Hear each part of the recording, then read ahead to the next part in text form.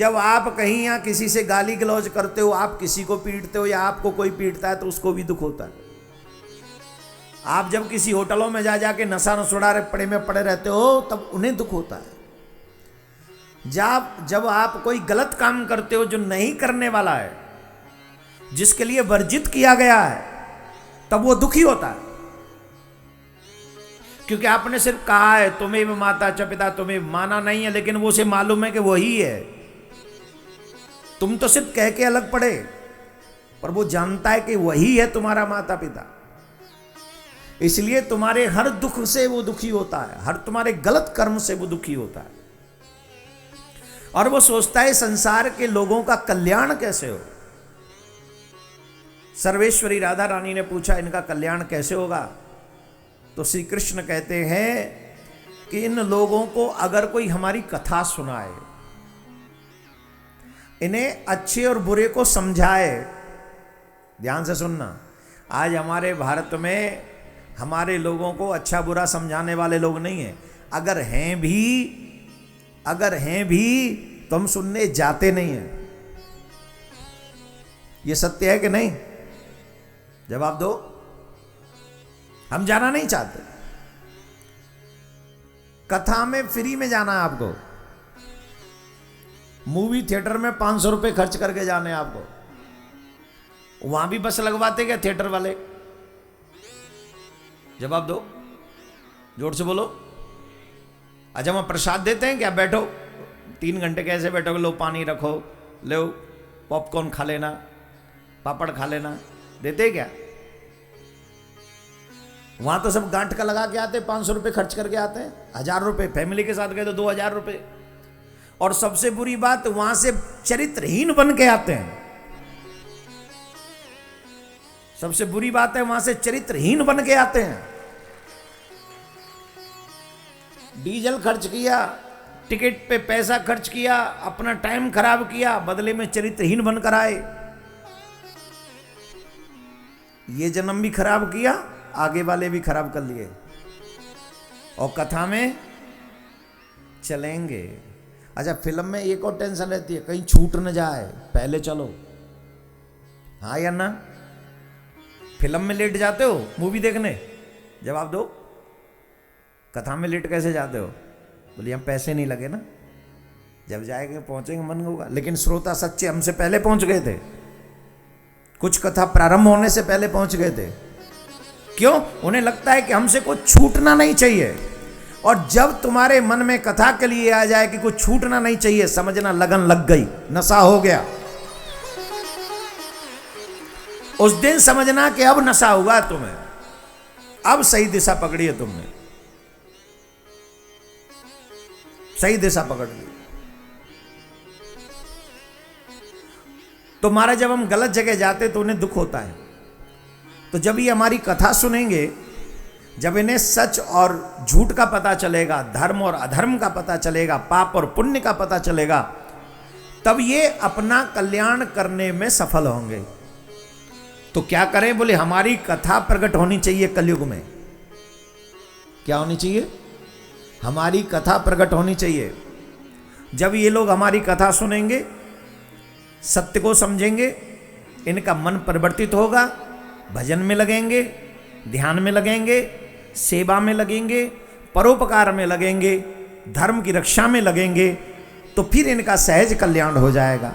ऐसा प्रेरणा इन्हें कथा से प्राप्त होगा। पर महाराज, आपकी कथा को कहेगा कौन? बोलिए सुख जाएंगे। राधा रानी के प्रिय, बहुत ही प्रिय, जिन्हें हम तोता कहते हैं, सुख।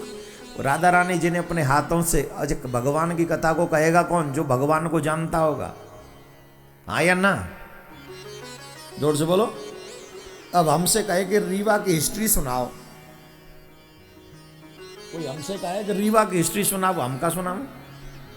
हम तो आए ही पहली बार है जीवन में, हमें तो ये भी नहीं पता रीवा की हिस्ट्री है क्या। रीवा पहली बार पता चला है कि रीवा मध्य प्रदेश में है, ये तो पहले से ही पता था। पर वहाँ एक कॉलेज भी है, कॉलेज में ग्राउंड भी है, ग्राउंड में पंडाल भी है, पंडाल में भागवत कथा भी है, ये पहली बार पता चल रहा है हमें।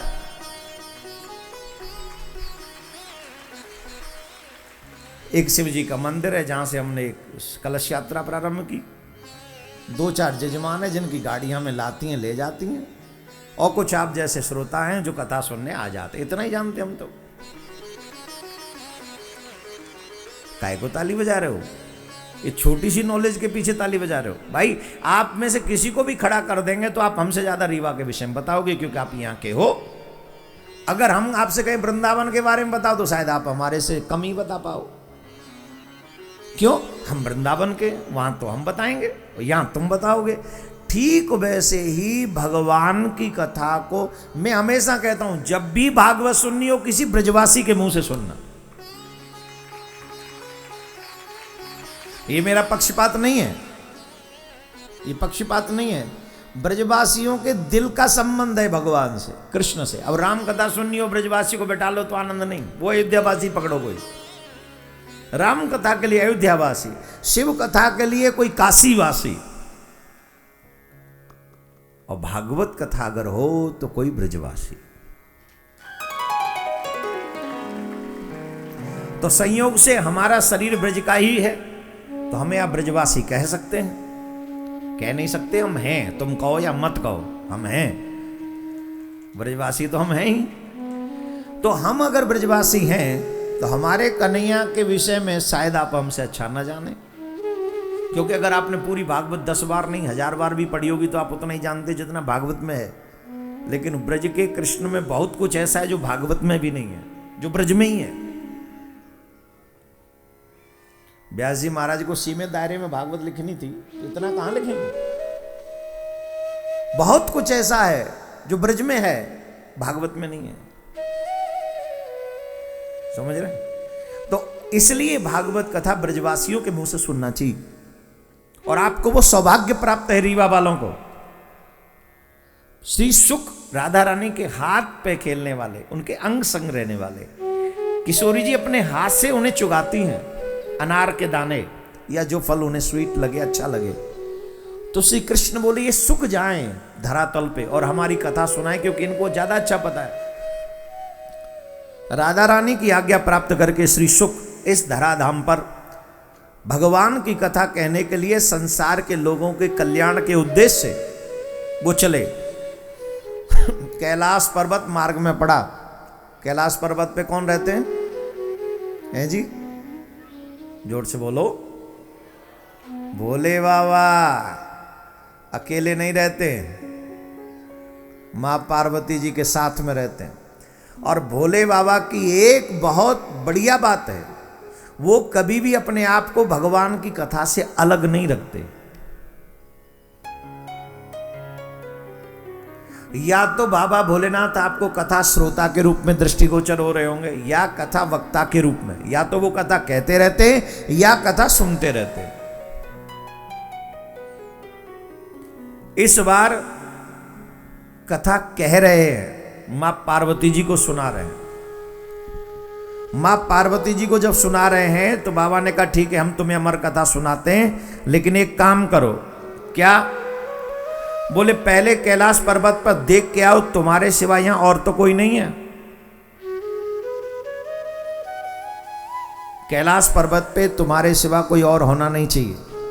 क्यों? इस अमर कथा को सब कोई सुनने का अधिकारी नहीं है। ध्यान से सुनना, ये वही कथा है जो आपको सुनने को मिल रही है। ईमानदारी से बताओ, रीवा में इतने लोग हैं क्या जो पंडाल में बैठे? कम नहीं है, दूसरे दिन के हिसाब से बहुत बड़ी संख्या है। और अभी 5:30 बजे नहीं, अभी संख्या और बढ़ेगी। पर ईमानदारी से बताओ, क्या रीवा में इतने लोग हैं? इतनी तो एक कॉलोनी में होंगे किसी में। पर वो आए क्यों नहीं? उसका रीजन क्या है? उनका रीजन है उनका कर्म। चाह कर भी नहीं आ सकते। क्यों? कि वो प्रेरणा नहीं मिलेगी। अगर यहां आ जाएंगे तो समस्त पाप ध्वस्त हो जाएंगे, नष्ट हो जाएंगे। और जीवन के इतने बड़े पाप हैं कि रुचि मन में नहीं आ सकती कि हमें कथा सुनने जाना है। ये रुचि आना जरूरी है। और आप भाग्यवान हैं कि आप में ये रुचि बनी कि हमें कथा सुननी है। और ये रुचि तुम्हारी अपने कर्मों की कृपा नहीं, तुम्हारे ऊपर गोविंद की कृपा है, जिसके कारण ये रुचि जागृत हुई।